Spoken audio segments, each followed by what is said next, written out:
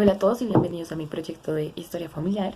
Es una cápsula temporal donde vamos a ver la historia en familia y se va a reflejar cómo claramente la historia del país ha influenciado y marcado diferentes periodos destacables de mi familia para ser lo que somos ahorita.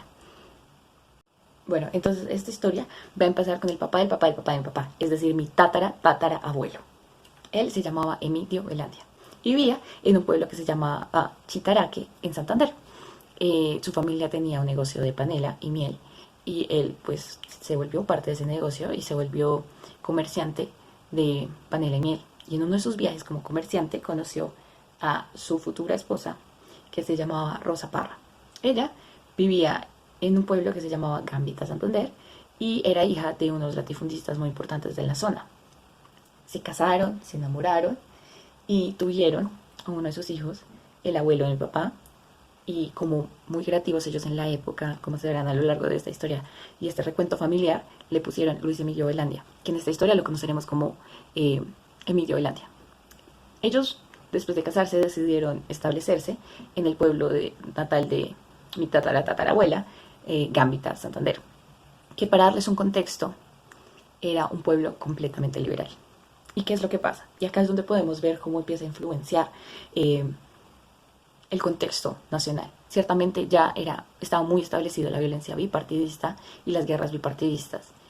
Y en un pueblo completamente liberal, ellos eran una familia conservadora.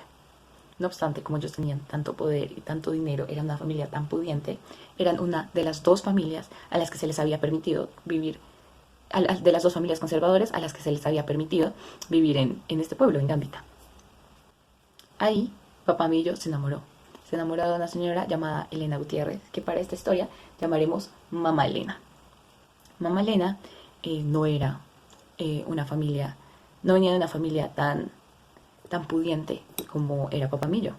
Tenía unas raíces más que todo más campesinas y por esto la familia de papá Millo no estuvo muy de acuerdo y lo desheredaron. Lo sacaron de su protección. Ahí ellos empezaron a fundar su familia, pero papá Millo, al venir de una familia conservadora, era conservador. ¿Y qué fue lo que pasó? Al perder la protección de este ala de su familia que tenía poder, lo amenazaron y le dijeron que tenía que irse del pueblo. Y acá es donde podemos ver cómo es que el contexto histórico de Colombia y este partidismo marca completamente a mi familia y las dinámicas que se dan dentro de ella. Porque a papá Millo le tocó dejar a toda su familia, a todos sus hijos, que técnicamente tuvieron que crecer solo con la mamá y irse a conseguir un mejor futuro. ¿Qué hizo él? Uno de sus hermanos ya estaba enlistado en el ejército y le dijo que viniera a Bogotá y prestara su servicio militar y se enlistara en el ejército. Y eso fue lo que él hizo. En ese momento lo que él decidió fue enlistarse en el ejército y fue mandado a Leticia, donde, fun fact, conoció al general Rojas Pinilla, creando una afinidad en un futuro por él, pues era un conocido de la familia. Y él en ese momento estuvo prestando servicio como dentista o fragua, como se le decía. Pues no era un estudiado en eso, sin embargo, aprendió sobre el camino, empezó siendo como enfermero y realmente aprendiendo a curar a las personas del ejército que en esa época estaban librando una guerra contra Perú.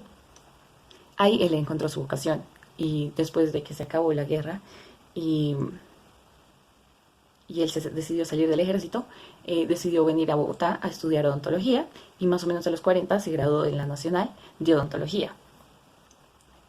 Y obviamente eso es algo muy destacable, no obstante, toda esa época su familia estuvo sola. Y si bien él le mandaba dinero, no era mucho el dinero que les podía mandar. Y aún así yo les tocó crecer sin esta figura paterna. Cuando él se graduó, ya mi abuelo estaba grande. Entonces, mi abuelito, Luis Emilio Velandia, también encontró su vocación a la medicina, pero de un camino muy diferente. En esa época, según tengo entendido, no estaba muy popularizado estudiar en una universidad. Entonces, los que realmente estudiaban eran los curas. Y él se fue para ser párroco, estudió en un seminario de Albán. Y uno de esos días de seminarios se rompió una pierna. Y él se echó a la vagancia, o sea, no trabajó, dejó de ir a clase. Y ahí le dijeron en el seminario, papá, esto no es para usted, por favor, retírese. Y que le tocó a él devolverse a su pueblo. Se volvieron a Gambita y, y estuvo ahí más o menos como con su familia. Pero en esa época, una de sus hermanas se enfermó gravemente. Entonces lo mandaron a él, a Abado Real, que ya tenía como un sistema más establecido de salud, entre comillas. para, para encontrar una solución y salvar a la hermana. ¿Y qué fue lo que pasó? Ellos encontraron en Vado Real un boticario que iba pasando ahí por diferentes zonas rurales para que le ayudara. Y él, este boticario, le enseñó a mi abuelito, le empezó a enseñar de medicina porque pues no habían doctores en esa época allí. Y él fue el que le empezar a enseñar de medicina y ahí él encontró asimismo su vocación por la medicina. Entonces cuando papá mío se graduó, justo en ese momento mi abuelito estaba encontrando su camino en la medicina. Él, papá mío en esa época ya había decidido irse a vivir a Vélez, en el sur de Santander, para establecer y empezar a practicar lo que él había estudiado, que era la odontología, y ahí sí se pudo llevar a su familia. Pero ¿qué es lo que pasó? Mi abuelito ya estaba muy grande, ya sabía que quería estudiar medicina, entonces él no se fue con él, sino que se fue a estudiar en la Nacional. Entonces papá mío le dijo, apoyo completamente tu decisión, acá te doy 100 pesos para que puedas sobrevivir los primeros 3 meses estudiando allá. Y eso hizo. Mi abuelito se vino a Bogotá con 100 pesos. Pero él, muy inteligente como siempre, decidió apostar los 100 pesos. Y los perdió los primeros 2 días jugando un juego que se llamaba ¿Dónde está la bolita? Entonces ponían 3 tapas y un frijol, los mezclan, todos hemos visto este juego, y te toca decir en cuál de las 3 tapas está la bolita. Pues evidentemente lo tumbaron y perdió toda su plata. Es impresionante que le pueda sobrevivir, pero logró conseguir que le dieran un crédito en un hotel llamado el Hotel Alcázar. Y acá es donde entra la segunda parte de esta historia. Ahí es donde entra la historia familiar de mi abuelita, pues su papá Luis Gerardo Sánchez y su mamá Rosa vivían en Belén, Boyacá. Pero ellos, muy jóvenes emprendedores, después de establecer su familia, dijeron, no, nosotros queremos empezar un hotel. Entonces se fueron a otro pueblo en Boyacá a empezar su hotel en Santa Rosa. Después, cuando el negocio fue muy bien, dijeron, es momento para ir por más. Y decidieron venirse a Bogotá, cerrar su hotel en Santa Rosa y abrir su propio hotel acá en Bogotá. Este hotel quedaba en la 12 con 12 y se llamaba El Alcázar, que era más que todo casi como una pensión para los estudiantes de zonas rurales que venían a estudiar a Bogotá. Entonces ahí pues se conocieron mi abuelito y mi abuelita. Este hotel es muy importante. Y acá es donde, obviamente, vamos a hablar de algo que marcó la historia de mi familia, que es el 9 de abril.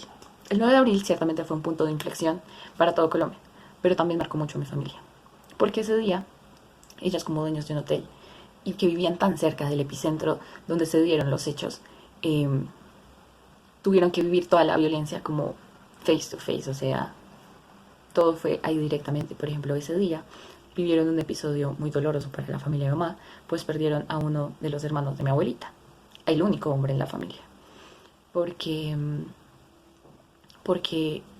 por la radio estaba circulando la noticia de que iba a intoxicar o iban a envenenar el agua. Entonces él subió corriendo a la azotea para cerrar las llaves y había un francotirador en ese momento que le disparó. Y lo que dice mi abuelito es que realmente él se hubiera podido salvar porque la bala afortunadamente no le dio en un lugar vitalicio para su supervivencia. No obstante, fueron muchos factores los que hicieron que él no pudiera sobrevivir. Y obviamente él era estudiante de medicina, pero pues no podía hacer mucho sin el equipamiento necesario. Entonces, pues habían sacado todas las farmacias, no podían conseguir los medicamentos que se necesitaban. Estaban quemando toda la vía, entonces tampoco era muy seguro salir. Y pues conseguir una ambulancia era imposible. Esto fue algo muy doloroso y hay varias cosas que hay que destacar sobre lo que pasó ese día. Por ejemplo, mi abuelita me contaba que ellos tenían locales en el primer piso. Pues eso, el hotel quedaba en lo que ahorita conocemos como San Victorino y desde esa época ya era una zona más o menos comercial. Y lo que ellos hicieron es, como estaban saqueando tanto, hicieron como si lo hubieran saqueado para que no lo volvieran a saquear. Y también me cuentan mis abuelitos que lo que pasó fue que pues la violencia estaba terrible, todo estaba muy peligroso y ellos no sabían qué tanto iba a durar. Entonces lo que hicieron fue, la mayoría de las personas que vivían en el hotel se encerraron en el sótano del hotel donde quedaba la cocina, casi como un búnker de guerra, para protegerse, y estuvieron ahí varios días. Y cuando la gente entraba, ellos tenían mucha ropa puesta y les preguntaban liberal o conservador, y entonces se cambiaban o se quitaban la ropa dependiendo de quién era el que le estuviera preguntando. Y eso me parece que es un gran reflejo de lo que había pasado ese día. Y otra anécdota que me parece muy triste es que finalmente al hermano de mi abuelita le pudieron conseguir un lugar en un centro médico cercano, pero, pero no lo pudieron salvar, pues ya era muy tarde y realmente no había lugares para eso. Pero tuvieron que ir a reclamar el cuerpo a una funeraria. Y lo que relata mi abuelita es que cuando fueron a reclamar el cuerpo de su hermano, habían 3 días después, habían filas, o sea, había montañas de cuerpos ahí tirados en la calle, tirados ahí esperando a ser reclamados de todas las personas que murieron ese día. Y yo siento que esa es una de las historias que más marcaron la historia familiar de mi familia.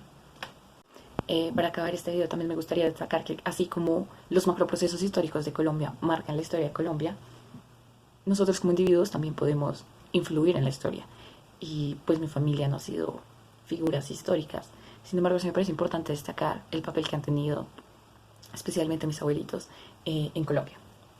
Y pues para mí son personas muy remarcables. Por ejemplo, mi abuelita tuvo que empezar a estudiar bacteriología en la nacional porque en la época no había mujeres doctoras. No obstante, logró entrar a la escuela de medicina y fue la segunda mujer en poder entrar a la escuela de medicina en la Universidad Nacional. Lastimosamente, mi abuelito, que también está estudiando medicina, la dejó embarazada y tuvieron muchos hijos, pues tuvieron 12 hijos, razón por la cual ella nunca pudo terminar su carrera, llegó hasta el tercer año de medicina. No obstante, me parece que es algo muy destacable. Y mi abuelito decidió, después de graduarse, dedicar su vida a la vida rural y, y a practicar la medicina en la zona rural de tantas zonas que le faltaba, como este input médico. Y lo que él hizo fue irse precisamente a, a Vélez, donde se fue su papá, y ahí eventualmente se volvió director de, del centro de salud y del centro de salud de Vélez y fue encargado de muchos de los centros médicos rurales de la zona. Pues en esa época las redes hospitalarias no estaban muy desarrolladas y él fue de las personas que ayudaron mucho a ese desarrollo de los centros de salud en el sur de Santander. Y a pesar de sus vocaciones por ayudar a la gente, eso también le trajo varios problemas, pues era simpatizante del general Rojas Pinilla y por eso en una época se decía que mi abuelito era un simpatizante con un bandolero llamado Efraín González y por tanto los militares tenían a mi abuelito fichado. Sin embargo, pues era como más o menos protegido por el pueblo, pues era muy querido al ayudar tanto a las personas. Por ejemplo, muchas veces él me contaba que recibía como a cambio de sus servicios, por ejemplo, gallinas o especias, cualquier cosa con la que la gente le pudiera pagar para realmente ayudar, porque pues no era muy fácil conseguir doctores allá en la época. Entonces, varias veces, además de todo, mi familia fue amenazada y a mi abuelito le tocaba quedarse ahí trabajando y mandar a su esposa e hijos a otras partes porque fueron amenazados de muerte. Al final, después de un divorcio, mi abuelita se vino a Bogotá, pero mi abuelito siempre siguió su labor en las zonas rurales para ayudar a las personas y curar a las personas, que era su vocación. Y eso me parece muy destacable. Muchas veces cuando vamos allá la gente narra cómo eso les marcó la vida. Y no quería terminar este proyecto de historia familiar sin contar eso. Y finalmente, hablando de mujeres destacables como era mi abuelita, quisiera hablar de una de las tías de mi abuelito, que se llamaba Marielita, que ella sí se quedó en el pueblo donde empezó toda esta historia, que es Gambita, y ella pues siguió siendo la conservadora. Después el pueblo ya como que fue más mezclado, dejó de ser solamente liberal, y ella fue alcalde del 72 al 74 en Gambita y fue concejal 3 veces. Y pues ella se casó con otro latifundista de la zona llamado Alfonso González, y era una familia muy influencial en la política, y ella me narró mucho de cómo era la dinámica política en esa zona de Santander. Pues ella era como muy importante y era de esas familias que, Alfonso y Mariela eran de esas familias que dictaban más o menos cómo iba a ser, digamos, la política del partido conservadora en esa zona durante alrededor hasta los 90. Y me pareció algo muy impresionante y es algo que recalco mucho de estos trabajos, y invito a todas las personas a hacer lo mismo, porque en esto no solo tú te das cuenta cómo la historia de Colombia ha influenciado a tu familia, sino que también te da la oportunidad de conocer muchas cosas de tu historia familiar y por qué las cosas son como son. Entonces, pues muchas gracias por haber estado acá y gracias.